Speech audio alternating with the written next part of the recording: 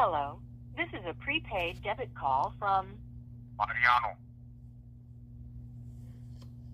an inmate at the Utah State Prison.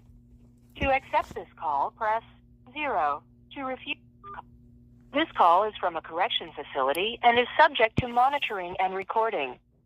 Thank you for using Global Tellink. Okay, go ahead, it's on.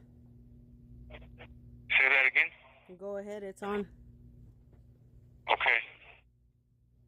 Hey, everybody, I want to start off by apologizing to the families for any pain this may cause by me bringing this up.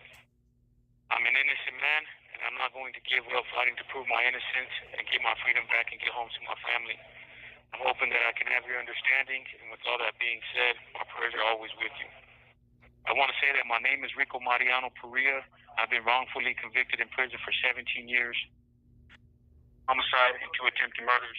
It's important for me to let all of you know at this time that it is a gang-related case, and you'll see why it's important that I bring this to you. At 19 years old, I was facing the death penalty, and at 22, sentenced to 2 life without parole terms and 2 3-to-life terms. People look me up, and they say, well, if it says here he signed a confession, he must be guilty, and I get it. From the outside looking in and not knowing about the case, I would think like you too. I was questioned and later given a typed statement. Again, it was a typed statement, only typed by Detective Gent, being he only typed the questions and the answers. I was told to sign this paper and I'd be free to go, so I did. This is important information. Later, after being in jail, I learned of this false confession by my attorney. Being confused and blindsided, I asked my attorney to go and look for the recording and the tape recording, that he'll see it was all a lie. Long story short, I'm the only person not videoed or tape recorded. Again, the only person that wasn't tape videoed or tape recorded. After months of motions and the judge denying any and everything I brought to the table, I started to lose hope, especially when we requested to close the courtroom for the safety of 4 witnesses. So remember when I told you that it was a gang-related case? Well, I had 4 rival gang members willing to come forward on my behalf to testify on my behalf. 4 rival gang members. As long as the courtroom was closed for their safety, and as long as I'd be willing to sign a waiver that I wasn't in the courtroom so I wouldn't know who their identity is, again, for their safety. I signed a waiver. I'm willing to do that. Why wouldn't I? These people are willing to testify on my behalf for my innocence. The judge denied it. His words, if these guys don't have the backbone to come in and prove that this man is innocent, then I'm not going to close the courtroom. That's on them. Their safety is on them. This is an honorable judge, Ernie Jones, who wouldn't close the courtroom for these people's safety. They're here to prove my innocence, the rival gang members, and all they're asking is for this judge to close the courtroom for their safety. And instead he said if they don't have the backbone, then that's on them. How is that right? It's not right. It doesn't make any sense. These people were wrong and corrupt. When I went to trial, Detective Thomas, who was also a part of the case, took the stand. He admitted to having a recorder, and I want you guys to remember that. He admitted to having a recorder. He didn't read me my rights, and he never recorded anything. In fact, when he took the stand, he said himself, he had a tape recorder and didn't read me my rights, making a joke that I've been questioned by them so many times that I probably already knew them by heart. Regardless of how many times I've been questioned by the detectives, these people should have read me my rights. My case should have been recorded. It's a double homicide, gang-related, 2 attempted murders. Why aren't you doing everything you can to record this interrogation? To me, I feel like it was a setup, and you guys see at the end exactly what I'm talking about. We had a tape recording of Detective Thomas. He called my phone. My brother recorded the whole conversation while he was on the phone with me. He admitted, saying on the phone, that he knows it wasn't me. He wanted to help me get off of the situation that I was in. If I would only come in. I told him I wouldn't come in until I had an attorney. We played this tape recording during my trial. At trial, he said, I don't think I said those things, although it does sound like me. So what is it? Is it you or is it not you? If it sounds like you, and you're admitting that it sounds like you, then why not just be honest and say, yes, I said those things? Sorry for the pause, but this is a very, very emotional thing for me. I've been in prison for 17 years. I watched my kids grow up through a glass, through pictures. I lost family members. I've lost a lot of my own life.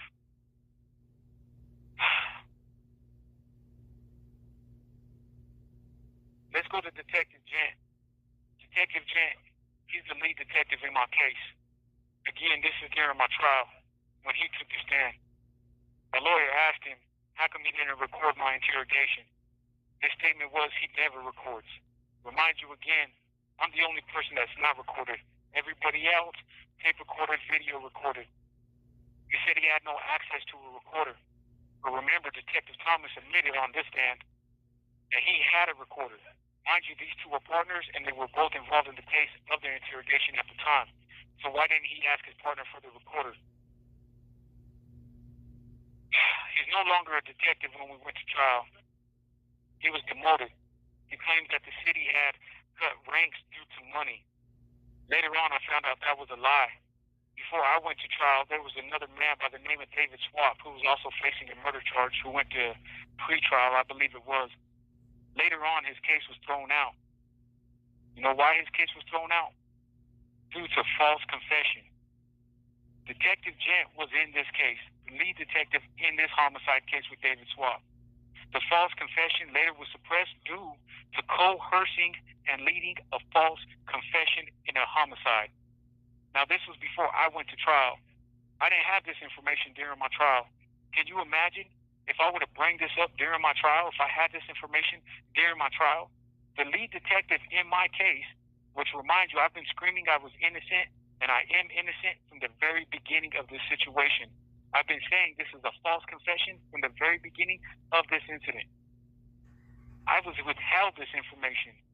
If I had this information to bring up during my trial, can you imagine how that would have looked in front of the jury?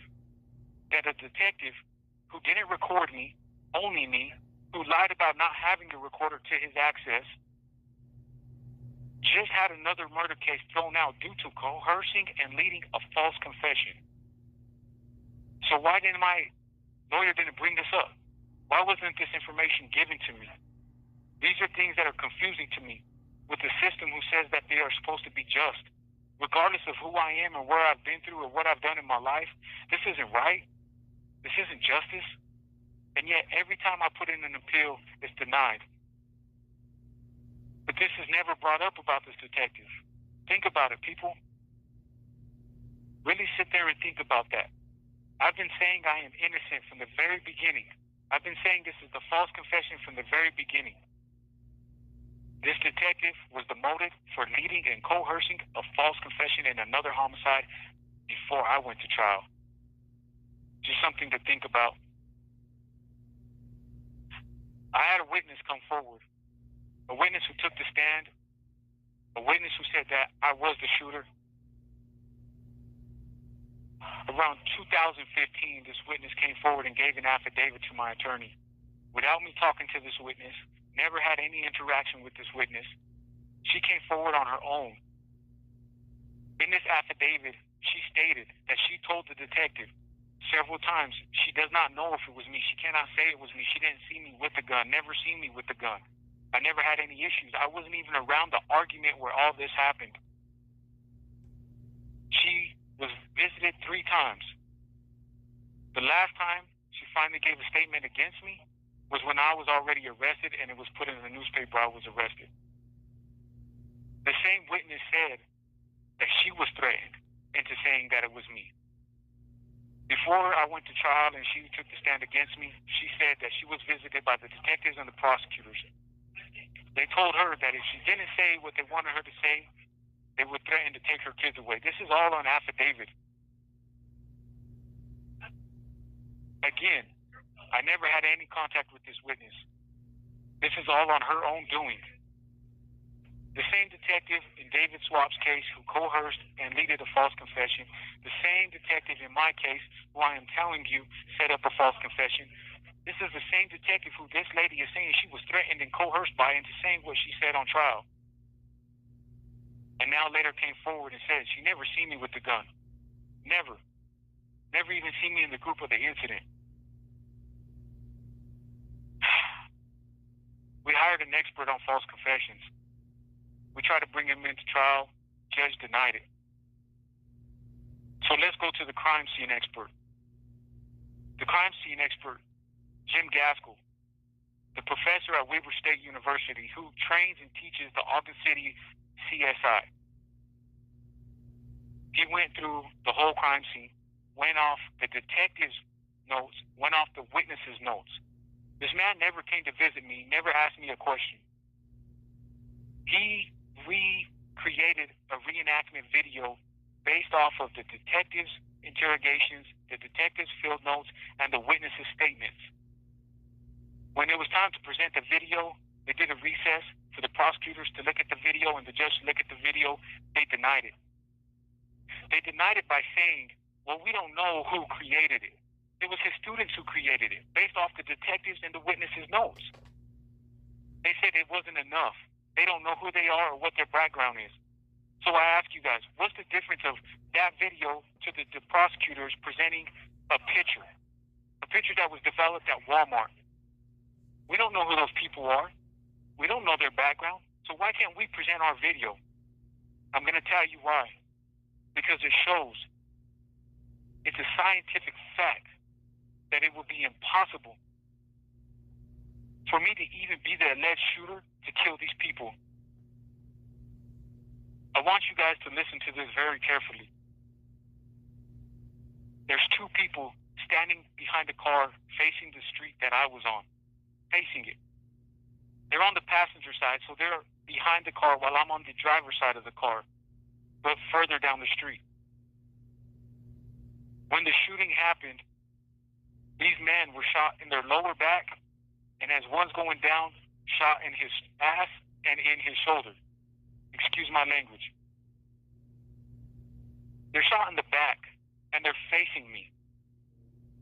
I'm down the street. They're behind a vehicle. How is that possible if they're facing me? And one is shot in his lower back. The other one shot in his buttocks and in his shoulder. It's impossible. Another one of the people that passed away, her back was towards me. She was facing their side of the party, running towards that side of the house. So therefore her back is towards me. But yet she was shot in her chest. Are you guys listening to this? Her back is towards me, but she's shot in her chest. Another one of the ladies that was shot in her lower back. If you look at the way the witnesses say everything was, in order for me to have shot her in her back, I would have had to been directly behind her, kneeling down. Mind you, again, they are saying that I was in a vehicle driving down the street. But this lady was shot in her lower back, and I would have had to been behind her, kneeling down, to directly hit her in her lower back. For any of this to happen, a lot of bullets would have had to go and do U-turns, which we all know is physically and scientifically impossible. Which leaves room for another shooter. Which leaves room of an argument for friendly fire.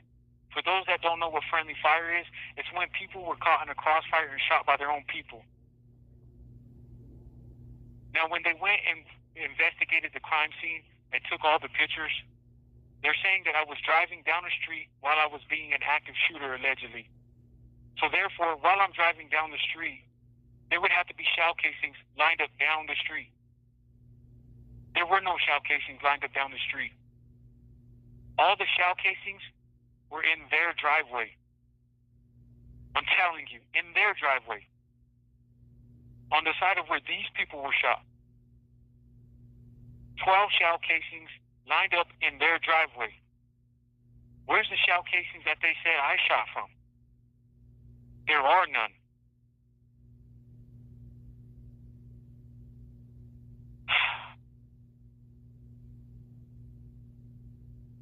After appeal being denied for 17 years,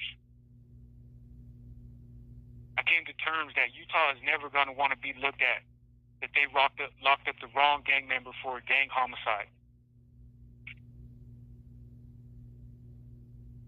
So a victim of circumstance. He's a gang member. He got away with stuff. Let's just keep him here. Is that justice?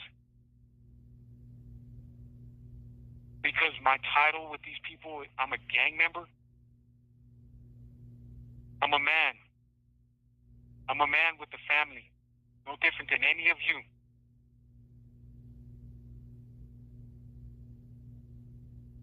And I'm looking for help. I'm asking for help. I've wrote plenty of people. I wrote Kim Kardashian and her legal team, no response. I wrote Meek Mill and his legal team, no response. I reached out to Kevin Gates. I reached out to Miss Terry Alice Ross. I've reached out to the rapper Boosie. All these people who are all about prison reform and helping to get the wrongfully convicted out. I've written the Innocence Project, the Rocky Mountain Innocence Project, and everybody's saying I don't qualify. Well, what qualifies to get justice? What's it going to take for me to at least get a new trial?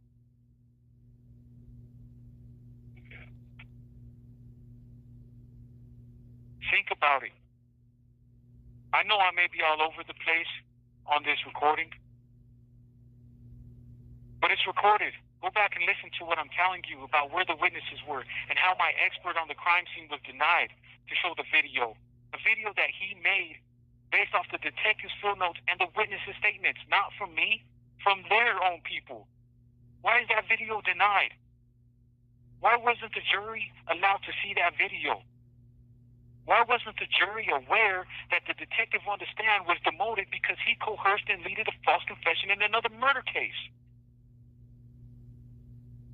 Why weren't the witnesses that were from a rival gang willing to testify on my behalf allowed to come into the closed courtroom for their safety?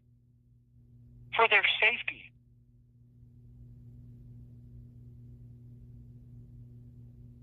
Why am I the only person not recorded when there was a recorder that he was able to get?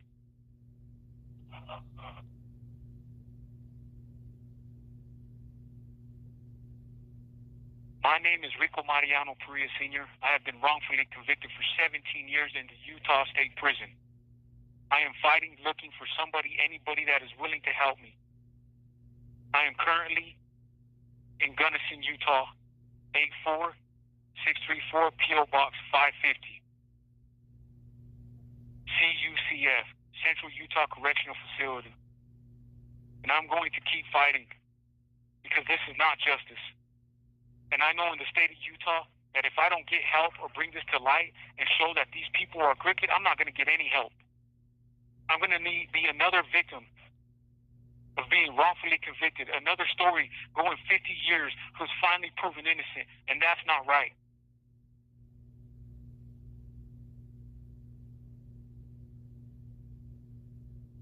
Again, I apologize to the families if this is hurting you guys, but my family's hurting too. And I'm not the one to blame for your guys' pain.